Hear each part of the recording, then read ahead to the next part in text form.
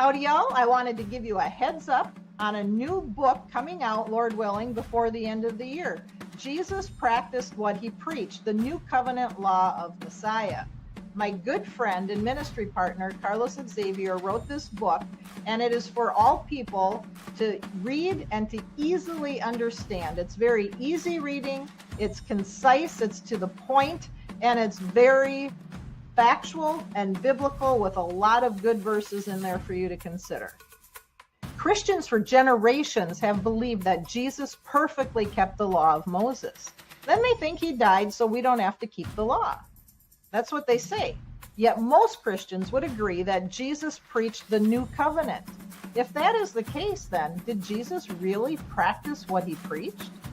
This booklet sets out to explore the long-held beliefs with a closer look at the actual Gospels, the only first-hand witness to the ministry of Jesus.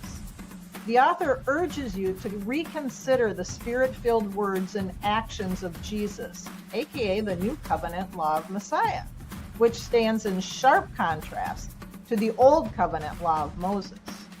I encourage you to keep your eyes out there for when the book is released. We will let you know, and plan on getting your copy and sharing it with your friends. Have a blessed day, and remember that Jesus did practice what he preached.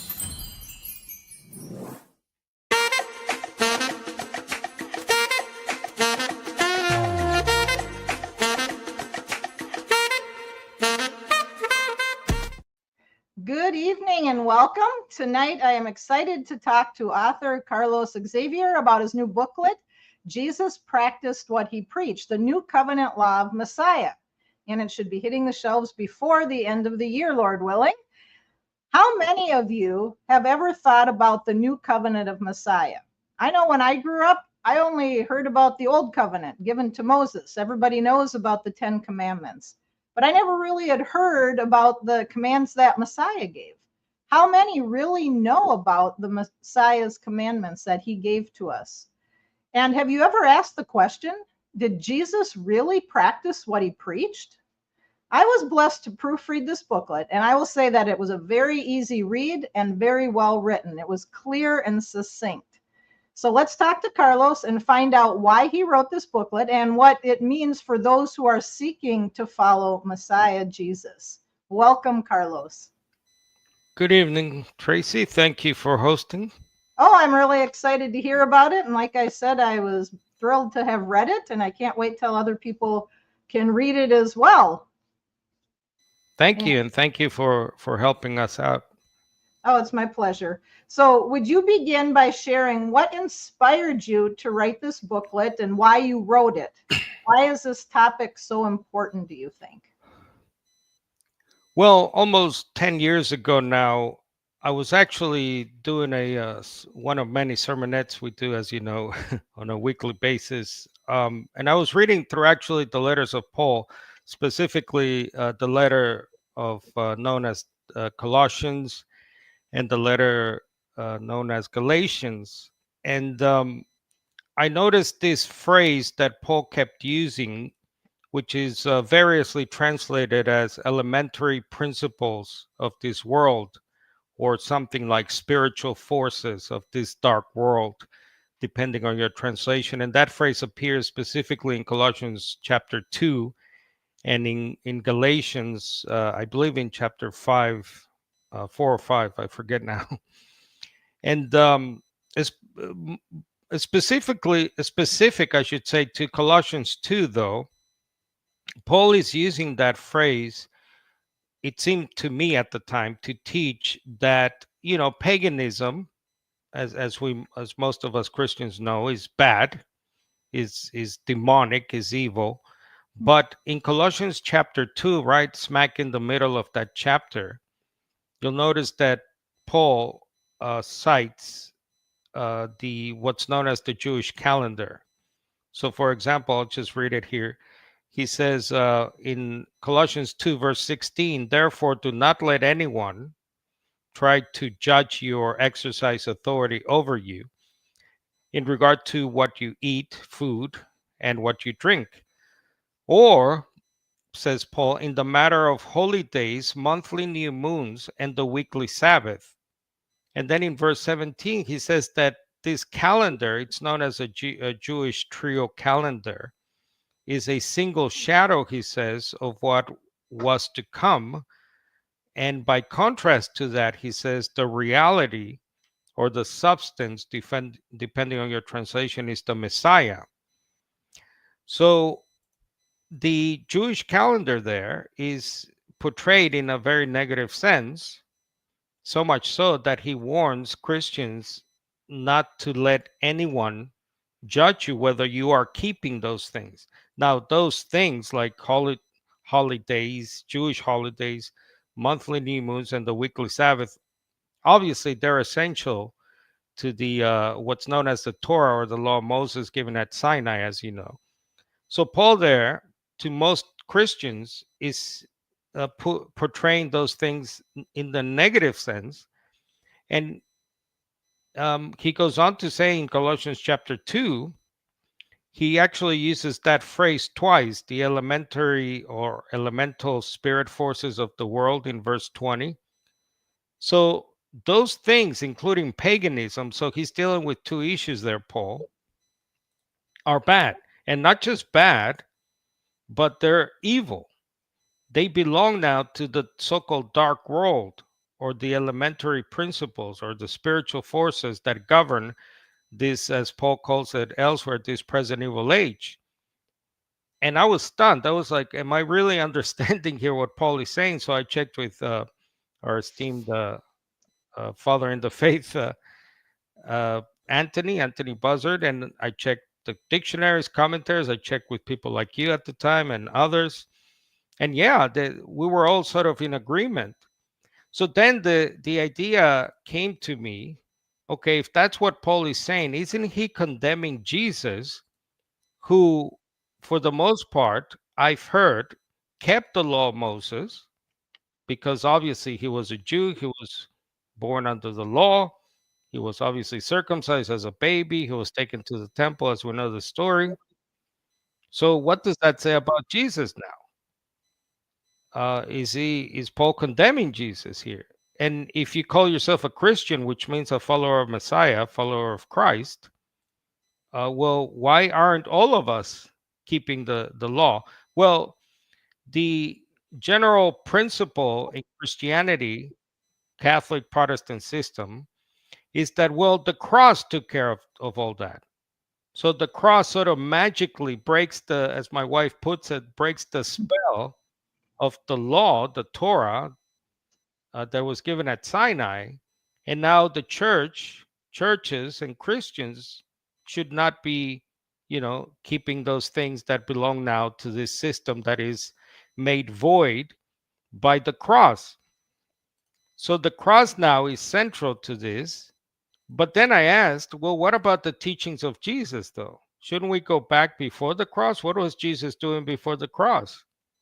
So this universally accepted Christian and non-Christian view, it seemed to me, was sort of a misreading of many, many verses in the New Testament, in the Gospels themselves. Well, and Carlos, too, we always want to make sure that we let people know in no way are we saying that Jesus was a sinner when we're talking about this topic. Because a lot of people are shocked and they say, oh, what are you saying? Jesus is a sinner? No, we're not. We're saying that he actually practiced what he preached, right? Right. So the title of the book, Jesus Practiced What He Preached, was a question in my mind that if then Jesus is a Torah observant Jew, as it's known, he's a law keeper because he was born under the law, and in that way he fulfilled the law. So people read Matthew 5:17, right, where Jesus says, I did not come to, abolish the law, do away with the law. I came to fulfill it. So most of Christianity would understand the word fulfill there in Matthew 5:17 as, oh, he fulfilled it, Jesus, by keeping the law and keeping it perfectly. And then he died, and it magically breaks the spell of the law for Christians after the cross. And that's kind of what my view was growing up, but I never really thought of it. It's just something you don't think about, and that's what you think.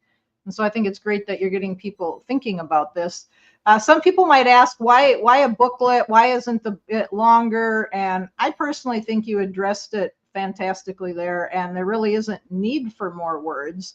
But what did you find in that, um, in the length of the book in terms of what you included there?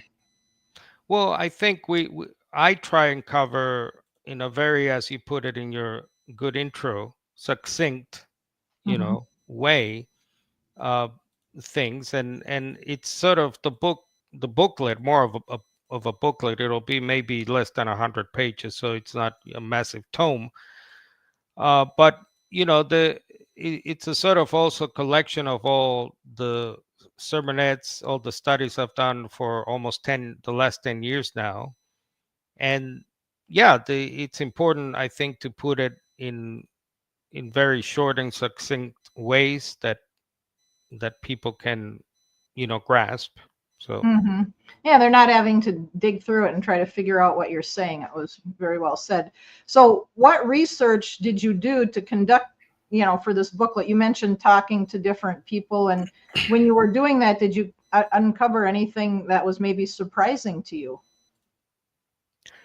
yeah, so the research involved is, as usual with most of my sermonettes, I'm a sucker, as they say, for reading commentaries, standard commentaries, your theological dictionary of the New Testament or the Old Testament, depending on what I'm doing, word biblical commentary. So I like to skim through those, depending. But yeah, I talk to people like you, obviously Anthony, my family, my wife, obviously, and then yeah, just check different sources, and that's very important, right? Because no Christian should be an island.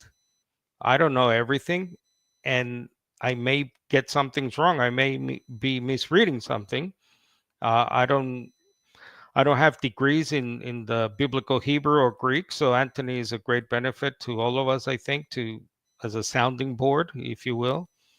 And he has a lot to offer, and other people as well that I serve as, I'd like to thank, my advisors, counselors. So yeah, it's very important to grow, to work in a community, as you know, Mm-hmm. and Right. not just alone. So Yeah, I totally agree with that. And you mentioned, scholars, and there are a lot of scholars that have this wrong too. So just because somebody's a scholar doesn't mean they have it right.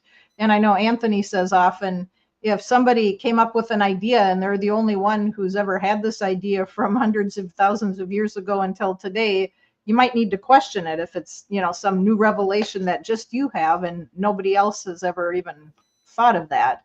well, if I may, about the scholars. So for the most part, these are Trinitarian publications. Mm-hmm.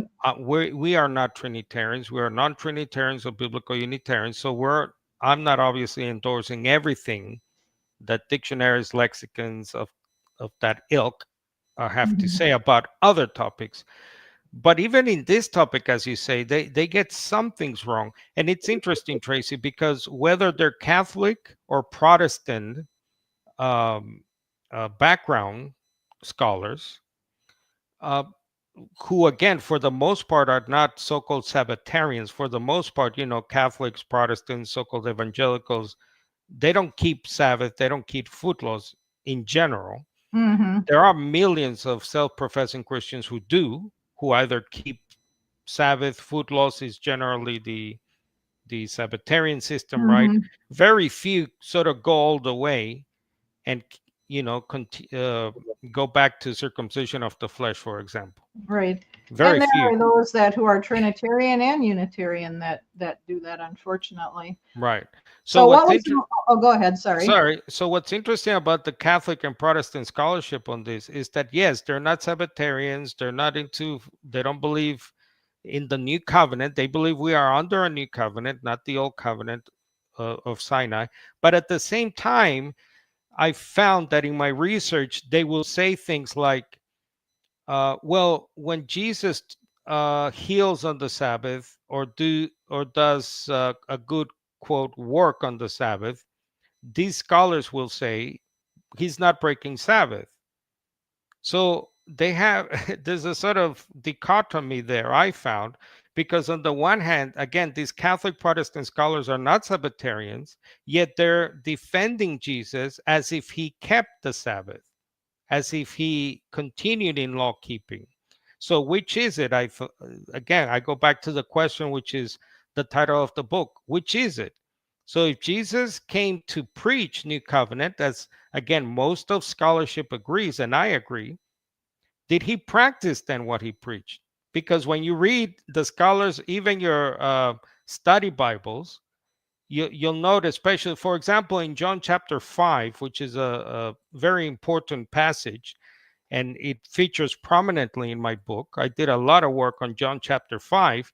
Mhm. Just to give you a brief outline, Jesus is healing on the Sabbath once again.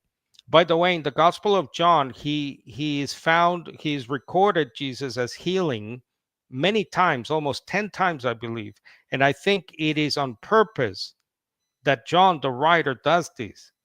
In other words, he's sort of making a point that he's doing these things on the Sabbath on purpose.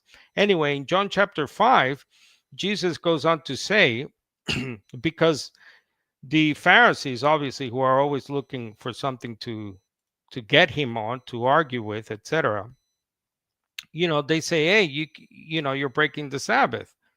And Jesus says in John 5, verse 17, that his Father is working to that day, the Sabbath day, and I too am working. So that's John 5:17. And then the following verse, John, the writer, says, for that reason, they were trying all the more to kill Jesus because he was breaking the Sabbath. So the writer, John, well understood that Jesus was breaking the Sabbath, but he's not a sinner, as you say, because Jesus says, I, sorry, I'll just go back. Uh, because Jesus says that his Father is working and I'm working. He said, in other words, the authority that the Father has, obviously, God the Father does not keep Sabbath. Well, I don't keep Sabbath. You see what's happening there? So it's about authority, and he's now Lord of the Sabbath, as Jesus goes Mhm. on to say in Mark chapter 2 and other places, Mhm. meaning the word Lord, if you remember, simply means in that context, master, owner. Mhm. So he owns the day now. And as a result, John understood that he was breaking the Sabbath because obviously Jesus is taking on himself, let's say, the authority that belong only to God the Father. So Mhm. that is a very important passage in John chapter 5 that people have to think about, really, because scholarship and your study Bibles might say something like, oh, no, he wasn't breaking the Sabbath, Jesus. You know, something else is happening. Sorry. So thanks. Right. And like you mentioned before about the cross and this and that, and Sharon mentioned in the chat there about Jesus's blood being poured out, that's the seal of that covenant. I mean, that is, I think, one of the most important things that I learned from your other studies and things that we've done is that, and what Sarah says, your wife, you have to have something in writing, a covenant, in order to seal it. You don't just stamp uh, a document with no words on it. And the covenant of Moses, God gave him words, he gave them to the people. They agreed, they offered a sacrifice. And the same thing with Jesus. The whole ministry, he was giving us the words. He said, I only speak what the Father has given me to speak. So he's giving this new covenant of Messiah. And then in the end here, he seals it with his blood. Yeah. What to Sharon's point there? Yes, there is a chapter in the book actually specific to what the writer of Hebrews has to say about the blood. And I think the big mistake, as he alluded to, Tracy, is to say that the blood is the covenant. Mhm. No, the blood is not the covenant. There's no verse that says that, actually, that the blood Mhm. is the covenant. Mhm. What happens is, as you say, is the words are the covenant, and the blood is used as a ratification, as a Right. sort of, think of a stamp of approval. So the good example that I believe maybe you gave me or someone else is Moses. Right. Yeah. So Yep. so Moses goes up the mountain, Mount Sinai, and brings down the tablets, representative, by the way, of the whole law that is to follow, hundreds of laws. So he comes down and says, here you go, Israel, right? This is now the Mm-hmm. law. And then Moses speaks Right. the words of the covenant, and then he says to the people, choose. Right. So in other words, the covenant is right there, not only being spoken but enforced. So, and there's no bloodshed yet. It goes on to say, Exodus, the book of Exodus, you'll find this. I don't know how much later, but later, you get the so-called ratification. He takes the blood of animals and he sprinkles it on the people, by the way, which is interesting, which Mm-hmm. is all symbolic, obviously. Mm-hmm. But you have to have words to do that. So the Mm-hmm. blood is not the covenant. The covenant are the words of Jesus, which we cover in the book. Amen. Yeah, that was the one thing that when I was doing my own research, because like you said, you wanted to, not just listen to somebody. And the same with me. When you were presenting this, I went back and I was doing my own study, and that was the one thing that really stuck out to me. So, Carlos, what do you think was the most challenging part of writing this booklet? Well, I'm very blessed. We do this, you and I, full time. So I'm full time in the ministry. So I don't have another job where you have to do other jobs and then come back home, make time for your other job, which is pastoring and so on. So I'm very blessed. I have uh, a lot of time here. And again, the most challenging thing is, well, first it was accepting what Paul was saying about aspects of the old, what we call the old covenant, the Jewish calendar I mentioned, college. So that was massive, Trace. I was like, God forgive me if I'm wrong here. It Mm-hmm. was a very crucial moment in my spiritual life. Mm-hmm. Because you don't want to sin, obviously, on purpose. So I'm Right. I'm going, man, I gotta check this. I can't just jump to conclusions. So that was very challenging to me. And the other just practical challenge of writing books or booklets is, the work, ordering the chapters, compiling all the stuff you've done, because it's really a collection of almost 10 years of work of study and writings that I do. So compiling, collecting, putting it in some kind of order, and then working with people like yourself, that takes weeks, months, and we hope that the book will be out sometime in the fall. So Right. Well, yeah, and then when you're doing this, like I know you've shared your wife does a lot of work with you too, and so it's putting another burden on her as well. It's like this is your thing, but because you're doing it, it puts more work on her as well. And so yeah, that can be challenging too because it's not just about you. So how did you choose a title for this booklet? I really like it. And what significance does it hold for you for the booklet? well, thank you. I mean, titles are very important. They capture the eyeball, the attention. So you want that, right? You want to propagate the faith. By the way, it's not some. We don't write books. We don't publish books to make money. Really, it's to obviously spread the sound doctrine that we believe in. So the title is a reworking of that question I asked myself all those years ago. Well, if Jesus was sent to preach the new covenant, why am I reading a study Bible, commentaries, hearing pastors on TV, Christians say that Jesus remained Torah observant or kept the law of Moses?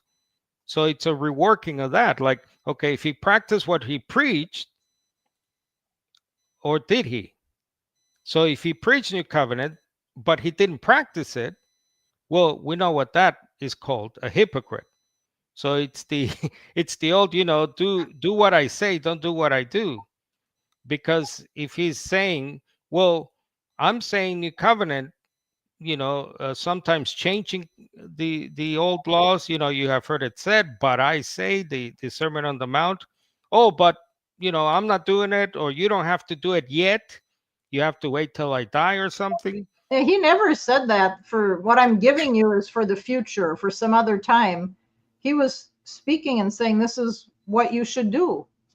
Well, yeah, he asked, if you remember, at one time Jesus said, "You call me Lord, Lord, but you don't do what I say." Right, Well, that right. doesn't sound like, oh, hold on, everyone, wait till I die, wait till the blood is poured out of the new covenant, and then, we're good.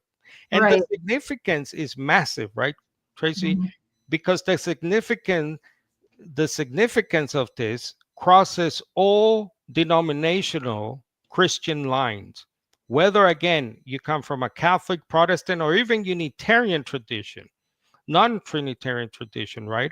Irrespective of current or past denominational backgrounds, the questions we pose in this book and the answers or the positions I take in the book, the arguments I make for those positions should be life-changing for you, Mhm.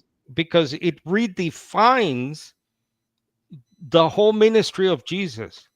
It redefines your understanding of, as Sharon put in the comments, the blood. So is the blood the covenant? Is the covenant the blood? Do I have this right? Well, my goal is that you will, be forced to go back and listen to Jesus. Not so Mhm. much myself. I'm just pointing you back to Jesus. Study his words, listen to very carefully to what he says, what he does. So it's not only listen to Jesus, but watch in your mind, obviously, in your mind's eye, what Jesus did. So that's massive. Amen. Amen. And how did you approach then the revisions and editing? Because obviously, like you said, it was a compilation of sermons and teachings and study and all this. So how did you end up putting that together and editing it? And how has the manuscript of the booklet evolved throughout that whole process? Well, it's still evolving. Yes. I, we talked earlier, Tracy, and another brother in the faith is a huge help.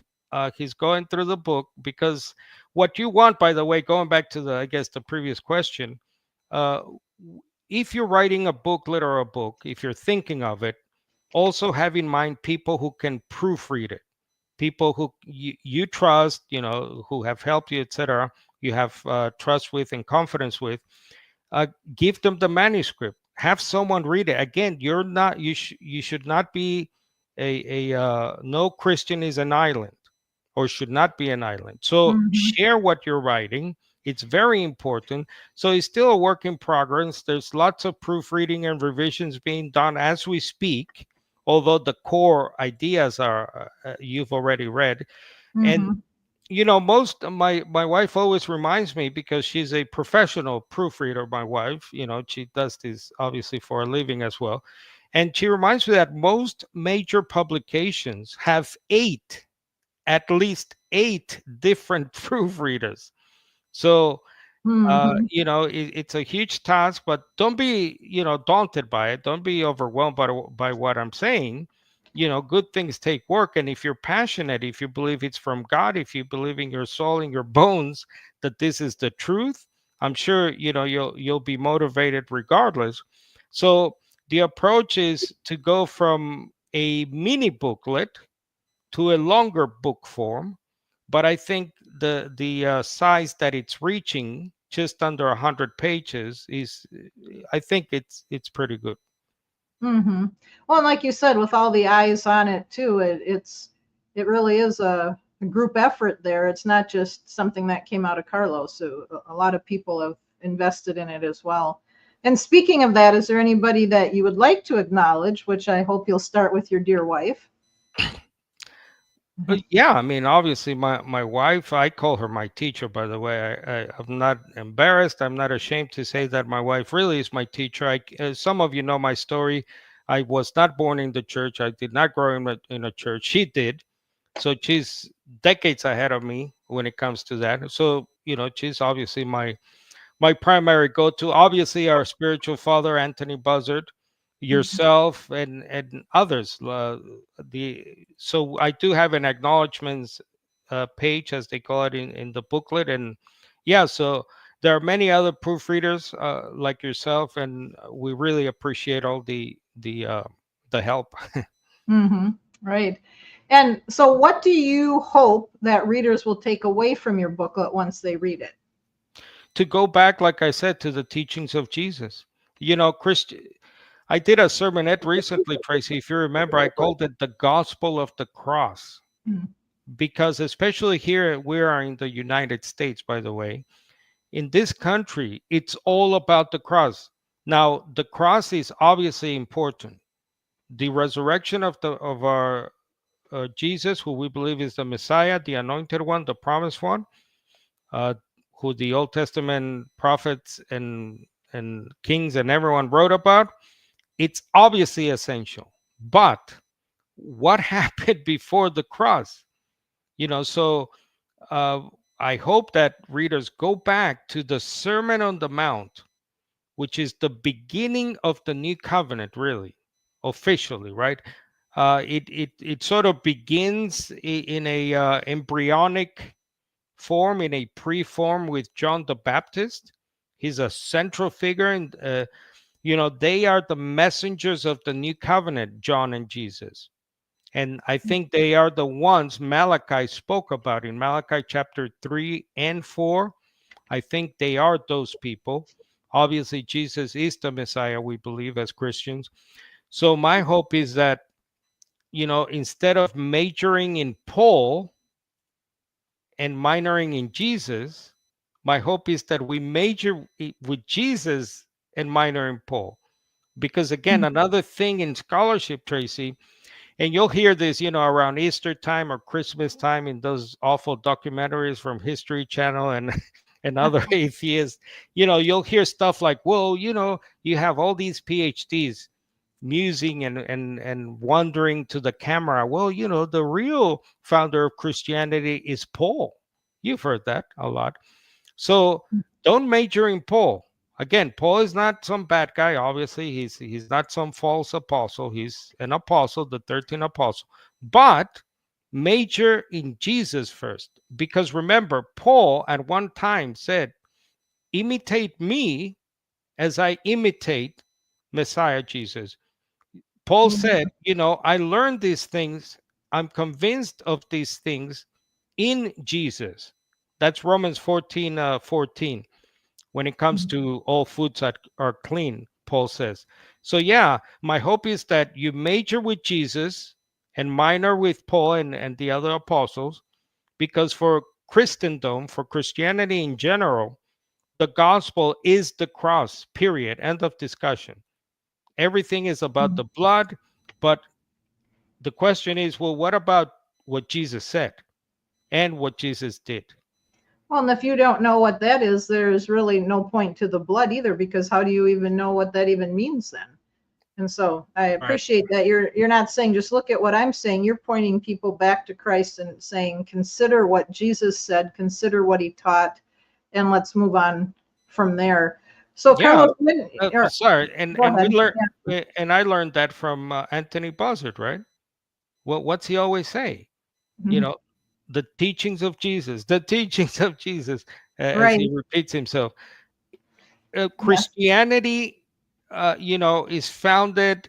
Well, first, it's founded on this post-biblical idea of the Trinity, post-biblical idea of quote hell. When you die, your disembodied self goes down there or up there. Mm-hmm. So Christianity is founded, as Anthony always says, not on the words of Jesus. It's always about later councils, the so called church fathers, or what your pastor on a Sunday says. No, Mm-hmm. no. Let's go back, as Anthony always teaches us, to the words of Jesus. And that really was a good foundation for me when I came to this topic Right. and read, Paul first. And then I said, well, man, I have to go back to Jesus, because I don't want to be wrong here and think that Paul is somehow condemning Jesus if, Mm-hmm. if Jesus kept the law, etc., etc. Mm-hmm. Amen. Amen. So, Carlos, when do you think the book will be in print? You mentioned the fall, and how can people get a copy of this booklet? Well, like I said, in the fall, sometime in the fall, we're still working on it. So I appreciate you bringing attention to this now. Today, by the way, is August 8th, 2025. So, October, hopefully end of October, certainly by November, I hope we have. And just go to our focusonthekingdom.org website, and we have a link that says books, and we should have it available through Amazon as well. So you can just Google the title with my name, or just go to our website, focusonthekingdom.org. I'm also working at the same time, Tracy, on an audio version of Mm-hmm. the booklet. As you know, that's very popular nowadays. So I'm getting, actually today I recorded Anthony's forward. Anthony has a forward in the booklet. I appreciate that. Great. And so probably the audio book will come out first, and that'll be free, by the way, for free. So we'll get Mm-hmm. that out there. But if you want a physical copy, go to focusonthekingdom.org and click on books, or just through Amazon should be available. Do you think you'll have a Kindle version too, or Yep, we'll work on a Kindle, and okay, some read that way? yeah, we'll try and get all of the formats out at the same time. Yep. All right. Well, again, yeah. My bro, NJ Nelson. How you doing, bro? Is it in Spanish? Actually, yes. I'm having a brother who does Spanish translations. So there will be a Spanish version. Again, look for all those things, the physical stuff. The audiobook again should be out sometime before, but we're looking at October, November. So Awesome. Be looking forward to that. So, again, personally, I've really been blessed by this topic of study. We've had many different studies on it in our various Bible study groups over the past few years. And I'm grateful that you brought this important topic to my attention personally, and that you took the time to write the booklet, because myself and probably others aren't as familiar with the topic. So if you're talking to people, you'll be able to share it. Are there any last words that you would like to say? yes, let's go back to Jesus. Let's go back to the teachings of Jesus. Again, Jesus was very clear. He was unambiguous. He said, you call me Lord, Lord, but you're not doing what I'm telling you. So it's very important to, as you read the words of Jesus, picture him in your mind and picture what he's saying to you. So picture yourself at that time in first century AD Judea, in Jerusalem, and watching Jesus there teaching you these things, so you can read his words, you can picture his words, uh, picture hearing his words, and then think to yourself, okay, should I do what he's telling me now? So is this now the new thing, or is this for a later time? Mm-hmm. Because again, as important as the cross is, and we preach the cross as well, we preach the death of Messiah, the resurrection, the blood of the covenant. As important as that is, what is the covenant though? What did Jesus say, and what did Jesus do? Thanks, Tracy. Amen. Amen. Well, thank you again for sharing your journey with us tonight. And I look forward to getting a copy of that booklet soon. And thanks for taking the time to share with us more tonight. And thank you. Thank you. And God bless everyone watching live in the live stream. And until next time, thank you, Tracy. Amen. Thank you. And thank you again, like Carlos said, to all who joined us live here tonight. And thank you to those who are watching the replay. And as I said in the beginning, the booklet is very easy to read, succinct, and extremely clear. And I would challenge all of those who are following Christ or claiming to follow Christ to get a copy of this booklet and consider or reconsider your thinking on this topic on the new covenant law of Messiah. and see too if you actually believe that Jesus practiced what he preached. So have a blessed evening, and until we meet again.